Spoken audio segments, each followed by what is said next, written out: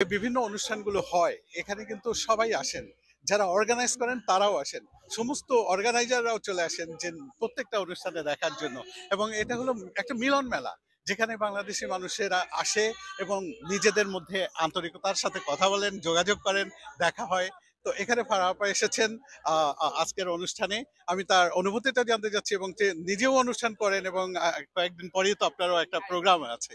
তো এই সম্পর্কে বলেন যে এই অনুষ্ঠানটা কেমন লাগছে এবং কি এই বিষয়ে। ফার্স্ট অফ অল, যেই সুন্দর একটা অর্গানাইজেশন, রাসেল রহমান উনি যেই সুন্দর একটা অর্গানাইজ করেছে, যেই সুন্দর একটা অনুষ্ঠান অর্গানাইজ করেছে, তার জন্য অনেক অনেক ধন্যবাদ আপনাকে। যে আমরা যারা not as an organiser, as a audience, আমরা এখানে এসে আমরা অনেক মানে আনন্দ করতে পারছি।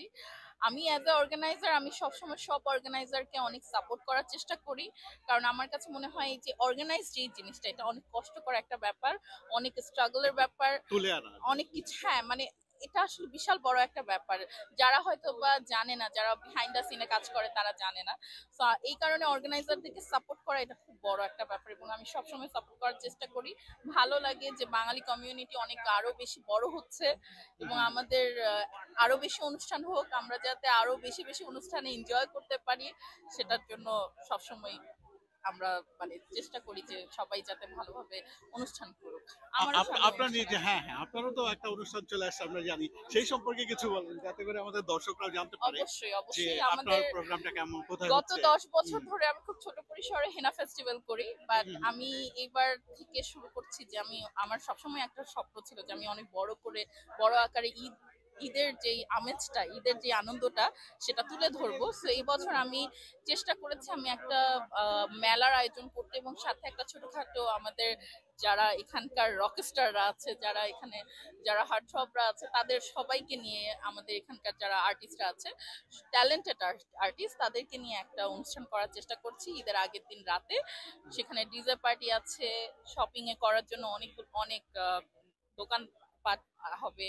তারপর অনেক ট্যালেন্টেড আর্টিস্টরা আছে যারা ওখানে পারফর্ম করবে। সো আশা করি এটা খুব ভালো একটা সময় কাটাবে মানুষরা, যারা আসবে, যারা উপভোগ করার জন্য আসবে, তারা খুব ভালো একটা সময় কাটাবে। আরেকটা জিনিস বলে রাখতে চাই, এটা কিন্তু ফ্রি ইভেন্ট, আপনাদের কোনো টিকিট কিনতে আর হবে আপা, না। হ্যাঁ, আমাদের একটু সময়টা সম্পর্কে বলেন, তারিখ সম্পর্কে বলেন, এবং এটা কোথায় হচ্ছে। হবে, যেহেতু আমরা জানি যে জুনের 6 তারিখে ঈদ, জুনের 4 এবং 5 আমি বেছে নিয়েছি। আমি জানি উইকডেজ, বাট দুদিন আমরা করব। হুম, হুম। 291 ড্যানফোর্থ রোডে, ঠিক সুন্নাতুল জামাত মসজিদটার পাশে। আচ্ছা আচ্ছা, এখানে কি কি থাকবে যদি দর্শকদের উদ্দেশ্যে কিছু বলেন, যে কি কি থাকছে, তারা কি কি এনজয় করতে পারবে। সো বেসিক্যালি এনজয় হুম, করবে, অবভিয়াসলি অনেকগুলো স্টল থাকবে। লাস্ট মিনিট শপিং বলে একটা কথা, আমাদের অলরাইট। বাঙালিরা কিন্তু একদম শেষ মুহূর্তে আমাদের শপিং করতে কেনাকাটা করতে হবে। হয়।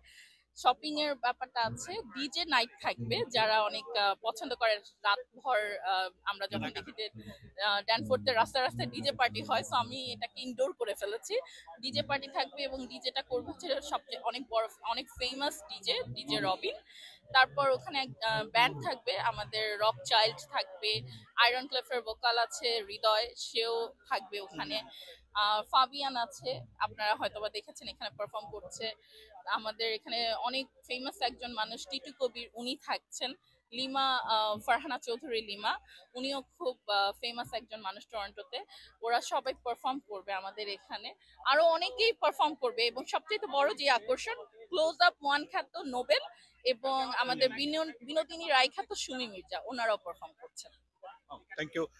প্রিয় দর্শক, শুনতে পেলেন যে পরবর্তী আকর্ষণ ফারাহ আপার, যে সেখানে অনেক অনেক ফেমাস আর্টিস্ট থাকবেন বাংলাদেশের, এবং সেখানটা সবাই সেখানে এনজয় করবেন, সেটা উনিও প্রকাশ করছেন। আমরাও চাচ্ছি যে তার অনুষ্ঠানও সুন্দর হোক। আপনাকে ধন্যবাদ।